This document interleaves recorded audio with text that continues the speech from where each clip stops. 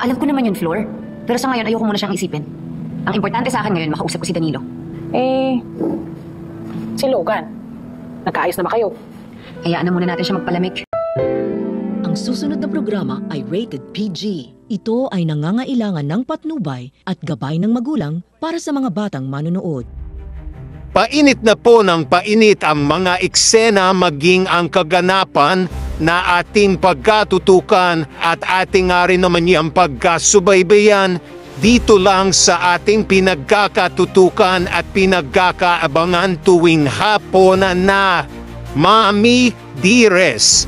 Simula pa lang din kasi ito na ito nga rin naman kasing si Danilo ay hindi na nga rin naman makapakali.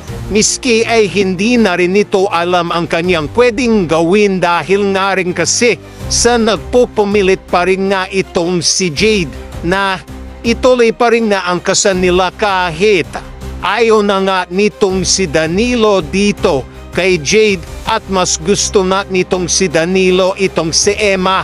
Pero mukhang tila ginikipit na siya nitong si Jade dahil gumagawa nga rin naman kasi ng paraan itong si Jade para hindi nga ituloy nitong si Danilo ang pakikipagbalikan na dito kay Emma dahil gusto nga nitong si Jade na makuha nga itong si Danilo maging si Muki kaya hindi na nga rin naman kasi palalagpasin pa nitong si Danilo ang pagkakataon na alamin nga kung meron bang tinatago pa itong si Jade sa kanila nitong si Muki dahil dudam-duda pa rin nga itong si Danilo kung meron ba talagang tinatago at inilinihim ito sa kanila dahil hindi nga rin naman kasi palalagpasin itong si Danilo ang pagkakataon na dito nga din naman ay mahuli na itong si Jade.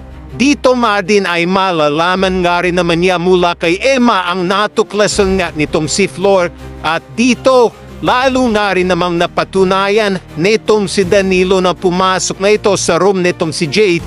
Nakita na rin naman niya na tinanggal nitong si Jade ang wig nito at malalaman na rin nga nitong si Danilo na itong ang si Jade ay hindi nga si Jade kundi itong si Olive. Kaya masasabi nga nitong si Danilo na niloko mo kami, Olive. Ano kaya mangyayari na ating pagkakabangan?